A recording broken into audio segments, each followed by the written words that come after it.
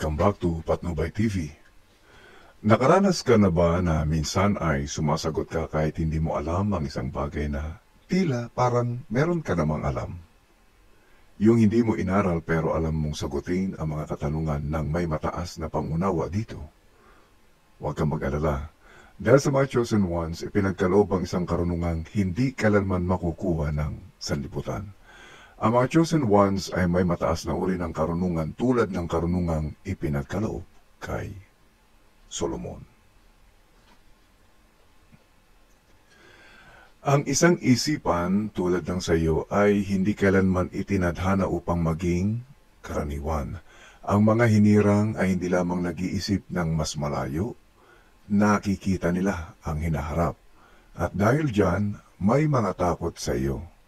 Hindi nila tinatanong ang iyong talino, pinag-uusapan nila ito, pinag-aaralan, sinusubukang unawain ang isang bagay na lampas sa kanilang pangunawa.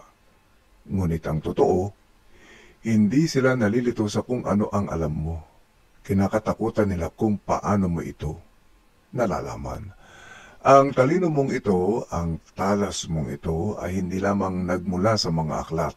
Ito'y sinauna, nakaukit sa iyong pagkatao.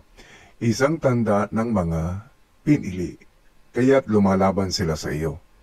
Hindi nila nakikita ang universe ng kumikilos sa likod ng mga pangyayari. Hindi nila nauunawaan na ang tunay nilang laban ay hindi sa iyo, kundi sa isang mas mataas na puwersa.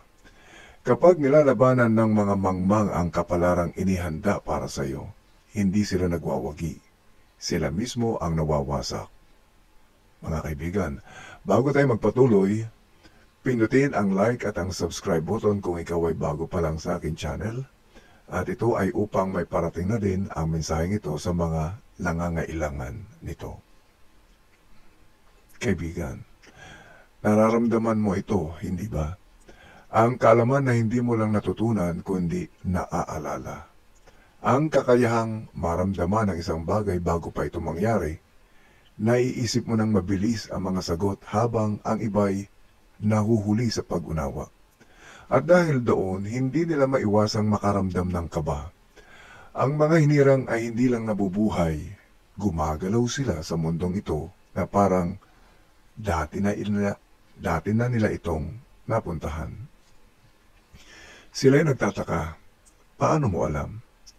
Nakikita mo ang panlilinlang na nanatili kang ilang hakbang ang nauuna at may dala kang karunungang lampas sa iyong edad.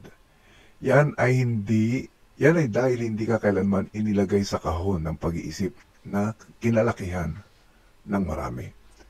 At yan ang kinatatakutan nila. Ang kapangyarihan ng walang karunungan ay mapanganib. Ngunit ang karunungan ng walang limitasyon, hindi yan mapipigilan. Ang iyong talino ay hindi lamang likas na katalinuhan. Ito ay ginagabayan ng isang mas mataas na puwersa. Hindi mo lang nauunawaan ang mundo, binabasa mo pa ito. Nakikita mo ang mga senyales na hindi napapansin ng iba. Hindi galit ang iyong mga kaaway dahil ayaw ka nila. Galit sila dahil hindi ka nila malilinlang. Akala nila kaya kanilang kontrolin, ngunit nabigo sila. Ngayon ay nalilito sila, nagtatangkang lumaban sa isang laro na hindi sila kailanman itinakda upang manalo. Yan ang kapangyarihan ng pagiging hinirang. Hindi mo lang naiiba ang iyong pag-iisip, ikaw mismo ang pagkakaiba. Ano man ang plano nila laban sa iyo, isang katotohanan ang mananatili. Taglay mo ang karunungan ng mga hari at kailanman ay hindi nila mauunawaan kung paano. Sa iyo, na nakakakita ng hindi nakikita ng iba, na nakakaalam kahit walang nagsasabi, salamat sa iyong presensya. Kung tumago sa iyo ang mensaheng ito, i-like ang video, mag-subscribe at i-comment ang numero 88 bilang tanda ng paggising ng iyong karunungan.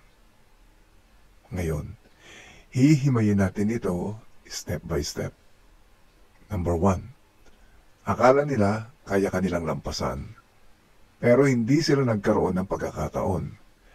Pinag-aralan kanila, sinubukang manipulahin, inakala nilang kaya kanilang kontrolin.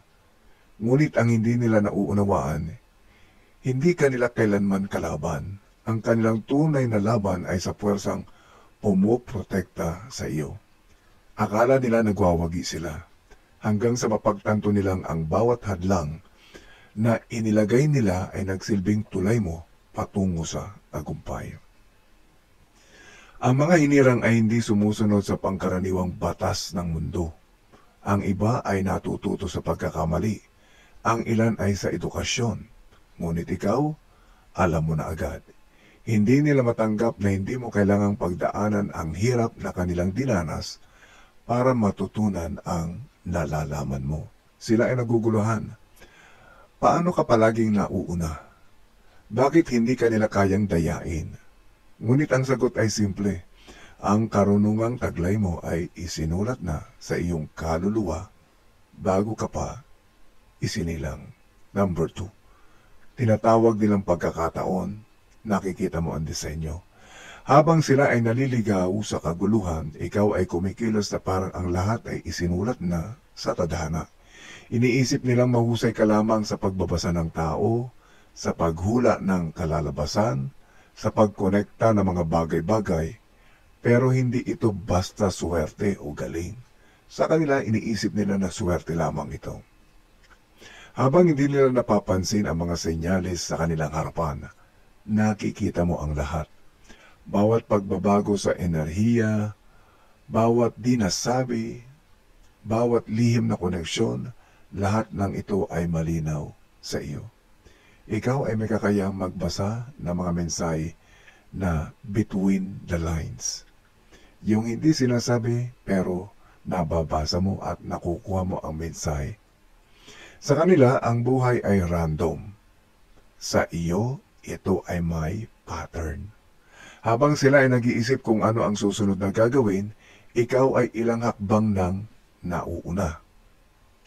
Number 3. Akala nila ang iyong katahimikan ay kahinaan. Hanggang sa huli na ang lahat para sa kanila. Iniisip nila na iyong pananahimik ay senyalis ng kawalan ng kumpiyansa, na ikaw ay walang alam, na ikaw ay madaling dayain. Ngunit habang sila ay madaldal, ikaw ay nagmamasid. Habang sila ay naghahanda ng kanilang bitag, ikaw ay tahimik na nagkakalap ng impormasyon. At kapag nagsalita ka na, tapos na ang laro. Ang tunay na kapangyarihan ay hindi nangangailangan ng ingay. Hindi nito kailangang ipagsigawan ang sarili. Ito ay kumikilos ng may tiyempo, may katalinuhan, at may tiyak na layunin. Number 4. Hindi ka nila kayang sukatin at hindi ka nila kailanman mauunawaan. Sila ay nagsisikap, nag-aaral, nagsasanay, subalit ikaw ay dumating na may alam na. Sinusubukan nilang ipaliwanag ang talino mo sa pamamagitan ng lohika. Sinusukat ka gamit ang kanilang mga pamantayan. Ngunit palagi silang nabibigo. Hindi ka isang ordinaryong henyo. Ikaw ay isang misteryo na hindi nila kayang lutasin. At yan ang dahilan kung bakit sa kabila ng kanilang pag-aalinlangan, lagi silang bumabalik sa iyo dahil alam nila ang hinirang ay hindi natututunan. Siya ay ipinanganak ng may alam na. Maraming salamat sa inyong panonood at hanggang sa muling mga video. Magkita-kita tayo muli. Tayo'y manalangin. Pagpalain mo, O Diyos, na walang simula at walang katapusan ang lahat ng iyong mga pinili bago pang simula ng mundo. Alalayan mo sila sa pagharap sa mga taong may mga masasamang puso, matatalas na dila at masasamang pag-iisip. Bigyan mo pa kami ng karunungang hindi mapapantayan ng sinuman upang malaman nilang ikaw nga ang Diyos na pinagmula ng mga karunungang hindi mula sa sanlibutan. Salamat sa iyo, Panginoong Yehova, sa iyong kapay at pagmamahal. Siya noon.